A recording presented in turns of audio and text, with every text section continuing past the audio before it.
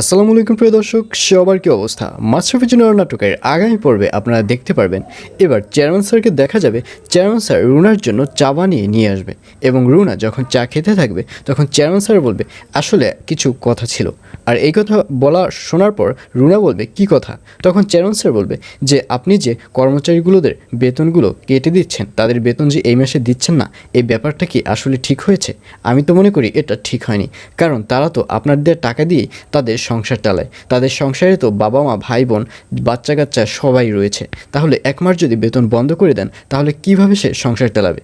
আর এইসব কথা শুনে রুনাকে দেখা যাবে রুনা সেই চায়ের কাপটি দিয়ে যে চাটি দিয়েছে সেই চাটি পুরোটাই ঢেলে ফেলে দিতে।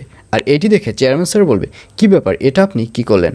আর এই কথা শোনার পর রুনা ম্যাম বলবে আমার কথা যে শোনে না তার অবস্থা এটাই হয়, আর এখন তো চা ঢেলে ফেলে দিয়েছি। আপনি যদি আমার কথার বাহিরে যান তাহলে কিছুক্ষণ পর আপনাকেও ঢেলে বাহিরে ফেলে দেব, এই অফিসে আর আপনি আসতে পারবেন না। আর এইসব কথা শুনে চেয়ারম্যান স্যার সাথে সাথে রুম থেকে বের হয়ে যাবে এবং বাইরে বের হয়ে চেয়ারম্যান স্যার মনে মনে ভাবে এবার আর রুনাকে কোনো স্পেস দেওয়া যাবে না, এবার রুনার উপর একদম ডাইরেক্ট অ্যাকশন নিতে হবে। আর অন্যদিকে এবার দিলারা বেগমকে দেখা যাবে দিলারা বেগম এবার সাদিক সাহেব ও আয়ানকে নিয়ে বসবে। তখন সাদিক সাহেব বলবে আমি যে অন্যায় করেছি এর প্রায়শ্চিত্ত আমার করা উচিত। আর এই কথা শুনে আয়ান বলবে তাহলে তোমার অবশ্যই এই ব্যাপারটি নিয়ে পুলিশের সাথে দেখা করা উচিত, তারপর আদালত যেটা বলে তোমার সেটাই করতে হবে। আর এই কথা শুনে দিলার বেগম খেপে যাবে।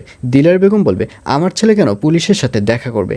আমার ছেলে তো কোনো অন্যায় করেনি, আমার ছেলে তো খুন করেনি, খুন তো করেছে দাদাভাই, তাহলে দেখা করতে হলে তো দাদাভাই দেখা করতে হবে। আর এই কথা শুনে আয়ান বলবে দাদি তুমি কোনো কথা বলো না, এখানে যে দাদাভাইয়ের কথা বলছো সেই দাদাভাইকে ঠিক করেছে কে? তাকে তো ঠিক করেছে আমার পাপাই, সুতরাং তাকে আগে এই ব্যাপারগুলো পুলিশের কাছে বললে পুলিশই যেটা সমাধান সেটা বলে দিবে। আর অন্যদিকে এবার যারাকে দেখা যাবে যারা এবার নওরিনদের বাড়িতে থাকা শুরু করবে এবং অনেকেই ভাবছেন যে যারা আবারও কোনো চক্রান্তর সৃষ্টি করবে, কিন্তু সেরকম কিছুই নয়। যারা আগে যে অন্যায়গুলো যে ভুলগুলো করেছিল এই সবগুলো বুঝতে পেরেছে, আর এই প্রায়শ্চিত্ত করার জন্যই এবার যারা নওরিনের সেবা করা শুরু করবে আগামী পর্বে, এবং যারা চাইবে সেও একটা ছোট্ট ছাদের নিচে সংসার করুক, কারণ যারার যেহেতু বয়স বেড়ে গিয়েছে সেহেতু সংসার করার টেনশন যারার মনে ঢুকে গিয়েছে। আর এছাড়াও থাকছে আরও আশ্চর্য সকল ঘটনা, সুতরাং সবাইকে মাশরাফি নাটকের আগামী পর্ব দেখার আমন্ত্রণ রইল।